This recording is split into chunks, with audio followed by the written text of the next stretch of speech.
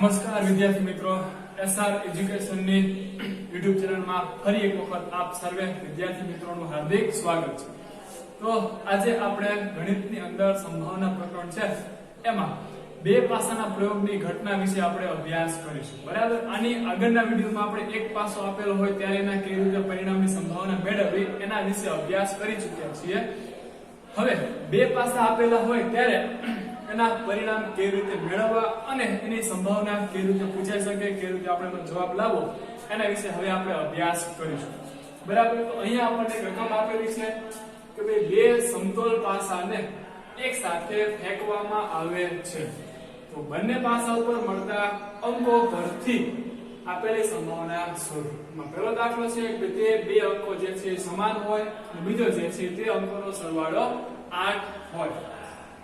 તો અહીં આપણે આ બે સંભાવના મેળવવાની છે, પણ આ સંભાવના મેળવતા પહેલા આપણે જ્યારે બે પાસા આપેલા હોય ત્યારે એના પરિણામ જે મળે છે એના વિશે આપણે થોડુંક જોઈશું, બરાબર। એ તમને આવડશે પરિણામ મેળવતા તો તમે આ દાખલા જે છે સરળતાથી ગણી શકશો, બરાબર। તો પહેલા થોડુંક જોઈએ તો કે ધારો કે એક પાસો છે તો એમાં આપણને 1 થી 6 નંબર મળે, બરાબર। આ જે છે પાસા નંબર 1, બરાબર। 1 2 3 4 5 અને 6 તો એક પાસા ઉપર 1 થી 6 નંબર આપેલા છે। એવી જ રીતે બીજો પાસો તો એના ઉપર પણ આવી જ રીતે 6 નંબર જે છે એ આપેલા હશે। હવે આ બે પાસા ટૂંકમાં દરેકની અંદર 6 6 મળે છે, બરાબર। આ બે પાસા જ્યારે આપણે એક સાથે ઉછાળતા હોઈએ ત્યારે આના કુલ ટોટલ 36 પરિણામ મળે। તો 36 પરિણામને આપણે જ્યારે બે પાસાની વાત કરતા હોય ત્યારે જવાબની અંદર લખવા પડે, બરાબર। તો એની આપણે થોડી સમજૂતી લઈએ। ધારો કે આપણે એક પાસાને બે પાસાને ઉછાળ્યા તો પહેલા પાસામાં ધારો કે આપણને 1 અંક મળે છે અને બીજા પાસામાં પણ આપણને 1 અંક મળે છે, બરાબર। આવી જ રીતે ફરી પાછો ઉછાળો તો એક ની અંદર 1 અને બીજા પાસામાં 2, બરાબર। આવી રીતે 1 ની સાથે આ 1 થી 6, એવી જ રીતે આ 2 ની સાથે પણ 1 થી 6, એવી જ રીતે આ 3 ની સાથે પણ 1 થી 6, બરાબર। તો આવી રીતે આપણે જ્યારે કુલ પરિણામની ગણતરી કરીએ ત્યારે આપણને ટોટલ 36 પરિણામ મળે। કેવી રીતે મળે ખ્યાલ આવી ગયો, બરાબર। ધારો કે પહેલા પાસાની અંદર આપણને 1 અંક મળે છે અને બીજા પાસામાં પણ આપણને 1 અંક મળે છે તો આ આપણું એક પરિણામ થયું। એવી રીતે બીજી વખત પહેલા પાસામાં 1 અને બીજા પાસામાં 2, બરાબર। આવી રીતે પહેલા પાસામાં 1 પછી 3 1 4 1 5 1 6, આમ આ એક ઉપરથી આપણને 6 પરિણામ મળે। હવે ફરી પાછું પહેલા પાસામાં ધારો કે આપણને 2 અંક મળે છે અને બીજા પાસામાં 1, તો આવી રીતે 2 ની અંદર 1 થી 6, 3 ની અંદર 1 થી 6, આમ ક્રમશઃ આપણે દરેક સાથે દરેક પરિણામને લઈએ એટલે આપણને કુલ 36 પરિણામ મળે। તો સૌથી પહેલા આપણે કુલ પરિણામ જે છે એને લખી નાખશું, બરાબર। ત્યારબાદ આપણે ગણતરી કરીશું। તો બે પાસાને ઉછાળતા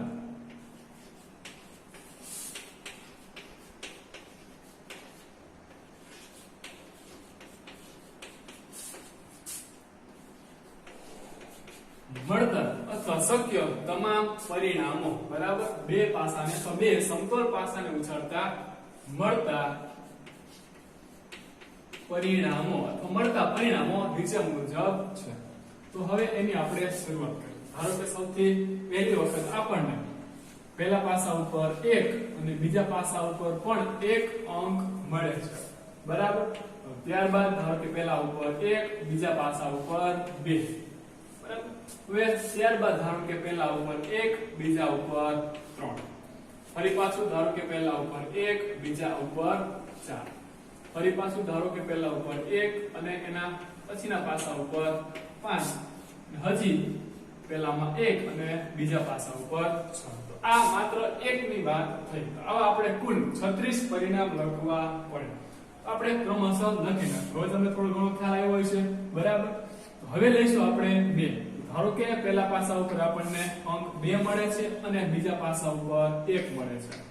ત્યારબાદ પહેલા પાસા ઉપર 2, બીજા ઉપર પણ 2, ત્યારબાદ 2 3, ત્યારબાદ 2 4, ત્યારબાદ 2 5, ત્યારબાદ 2 6, 6 બરાબર. તો અહીંયા 2 ની લાઈન જે છે એ પૂરી થઈ છે. હવે આપણે લઈશું 3 બરાબર. તો અહીંયા ધારો કે પહેલા પાસા ઉપર 3 અને બીજા પાસા ઉપર 1 અંક મળે છે. હવે ત્યારબાદ 3 2 બરાબર. ત્યારબાદ 3 3 ત્યારબાદ 3 4 ત્યારબાદ 3 5 ત્યારબાદ 3 6 3 ની લાઈન પૂરી થઈ. હવે આપણે લખીશું 4. ધારો કે પહેલા પાસા ઉપર 4 મળે છે, બીજા પાસા ઉપર 1 મળે છે.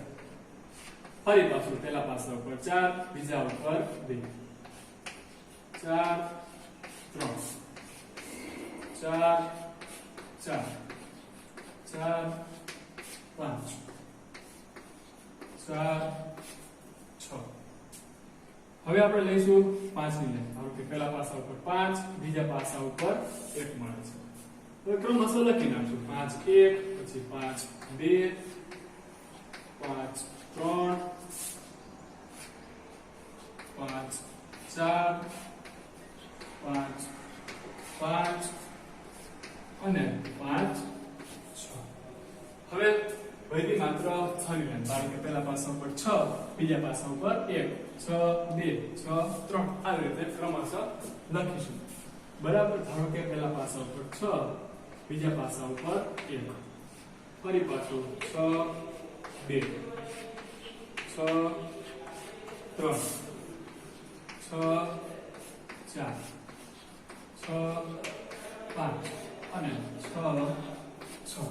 તો આમ 6 6 6 6 6 આમ કુલ જે પરિણામ છે એ આપણને 36 પરિણામ મળે છે બરાબર. કે જ્યારે આપણે બે સમતોલ પાસાની વાત કરતા હોઈએ ત્યારે આપણને કુલ પરિણામ, કુલ શક્ય તમામ પરિણામ જે છે એ આપણને 36 મળે છે બરાબર. તો આમ શક્ય તમામ પરિણામ 36 મળે છે.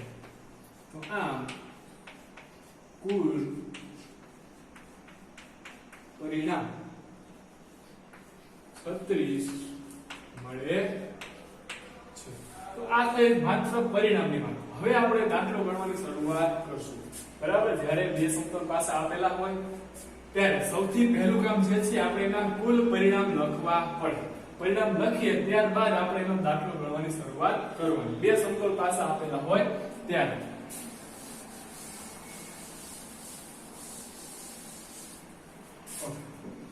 તો હવે સૌથી પહેલો દાખલો છે કે જે બંને પાસા ઉપર જે અંકો મળે એ બંને અંકો કેવા હોવા જોઈએ? સમાન બરાબર. બે અંકો જે છે કેવા મળવા જોઈએ? સમાન. બંને પાસા ઉપર સમાન અંકો મળે એવા પરિણામને આપણે જોઈશું પહેલા દાખલા માટે બરાબર. તો અહીંયા આપણે જોઈશું શરૂઆત કરી 1 થી. બે ની અંદર 1 1 તો આ અંક કેવા કહેવાય? બે અંકો સમાન કહેવાય બરાબર. તો અહીંયા 1 છે, અહીંયા 2 છે. આ પહેલો પાસો દર્શાવે છે, આ બીજો પાસો દર્શાવે છે. અહીંયા બે પાસામાં સમાન અંક છે નહીં બરાબર. આ લાઈનમાં બીજે ક્યાંય પણ સમાન અંક આવેલા નથી બરાબર. હવે બીજી લાઈન જોઈએ. આ પહેલો પાસો દર્શાવે છે, આ બીજો. અહીંયા 2 2 મતલબ પહેલા પાસામાં પણ 2 અંક મળે છે અને બીજા પાસામાં પણ આપણને 2 અંક મળે છે બરાબર. એવું અહીંયા બીજા સમાન બીજે એકે પરિણામ મળતા નથી. હવે આની અંદર જોઈએ 3 1 3 2 3 3.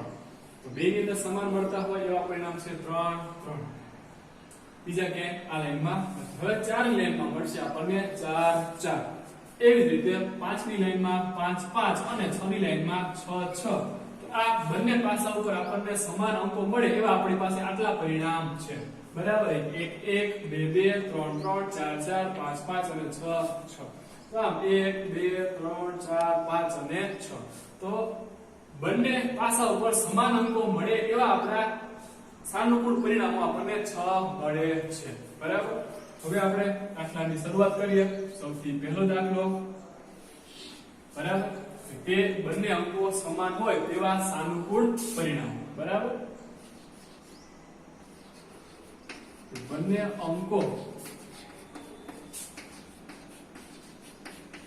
સમાન મળે તેવા સાનુકૂળ પરિણામ બરાબર. તો બે અંકો સમાન મળે એવા સાનુકૂળ પરિણામ આપણને આટલા મળે છે. એ પરિણામને આપણે ત્યાં દર્શાવીશું બરાબર. તો સૌથી પહેલું જે છે 1 1 એ આપણું સાનુકૂળ પરિણામ છે. ત્યારબાદ જે પરિણામ છે એ પરિણામ છે 2 2. ત્યારબાદનું પરિણામ જે છે 3 3. ત્યારબાદનું પરિણામ જે છે 4 4. ત્યારબાદનું પરિણામ જે છે 5 5. અને ત્યારબાદનું પરિણામ છે 6 6. બરાબર. તો બે પાસા ઉપર સમાન અંક મળ્યા એવા આપણી પાસે કુલ 6 પરિણામ છે. બરાબર. હવે આપણે એની સંભાવના મેળવીશું કે ભાઈ બંને અંકો સમાન મળે તે ઘટનાની સંભાવના P of A. એવું લાગે તો લખી નાખો. બંને અંકો સમાન મળે લખીએ તે ઘટનાની સંભાવના.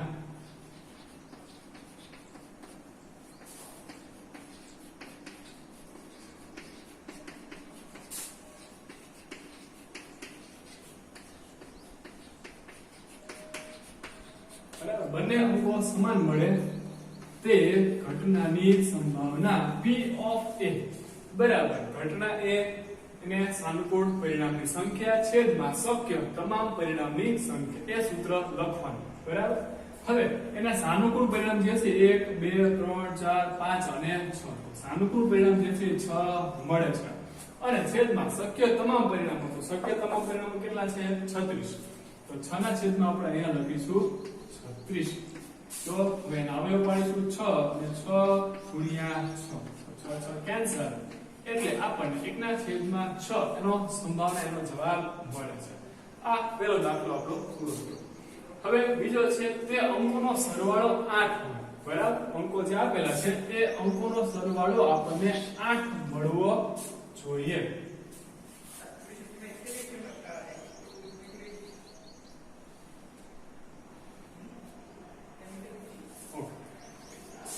તો હવે જોઈશું કે પહેલો અને બીજો બે પાસા ઉપર જે અંક છે એનો સરવાળો આપણને 8 મળતો હોવો જોઈએ. બરાબર. બંને અંકોનો સરવાળો એટલે કે આપણે જોઈએ અહીંયા છે 1 અને 1. પહેલા પાસા ઉપર પણ 1 મળે છે, બીજા પાસા ઉપર પણ આપણને 1 મળે છે. તો આ 1 અને 1 નો સરવાળો કરીએ એટલે 1 + 1 એટલે કેટલા મળે છે આપણને 2. એનો સરવાળો 8 મળતો નથી.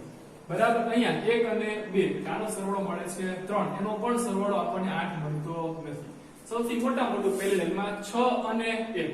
તો 6 અને 1 એનો સરવાળો આપણને કેટલો મળશે 6 ને 1 7. 8 મળતો નથી.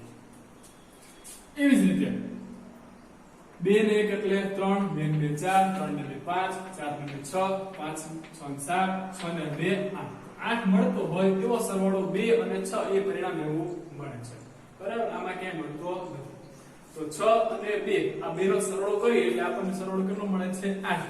તો આ જે છે આપણું સાનુકૂળ પરિણામ થશે.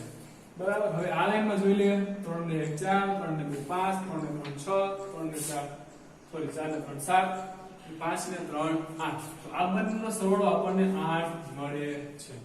બરાબર. તો આ જે છે આપણું સાનુકૂળ પરિણામ થશે. પછી 6 અને 3 9 થાય છે. 8 થતા નથી. હવે આની અંદર જોઈએ 4 ને 1 5 4 ને 2 6 4 ને 3 7 4 ને 4 8.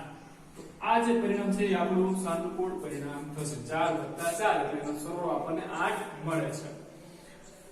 બરાબર. 5 ને 4 9 6 ને 4 10. બાકીમાં મળતું નથી. હવે આ 5 ની લાઈનમાં જોઈએ 5 ને 1 6 5 ને 2 7 5 ને 3 8. તો આ પરિણામ જે છે એ પણ આપણું સાનુકૂળ પરિણામ થશે કારણ કે એનો સરવાળો જે છે અંકોનો સરવાળો આપણને 8 મળે છે. બાકી બધાનો સરવાળો જે છે એ 8 કરતા વધી જશે.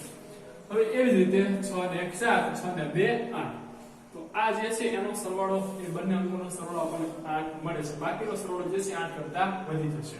તો અંકોનો સરવાળો 8 હોય તેવા પરિણામ આપણને 1 2 3 4 5 પરિણામ મળે છે. બરાબર. હવે એના પરિણામો આ રીતે લખશું. બરાબર. અંકોનો સરવાળો 8 હોય તેવા સાનુકૂળ પરિણામો. બીજી કે નથી મળતું ને. ઓકે. તો અંકોનો સરવાળો 8 હોય તેવા સાનુકૂળ પરિણામ.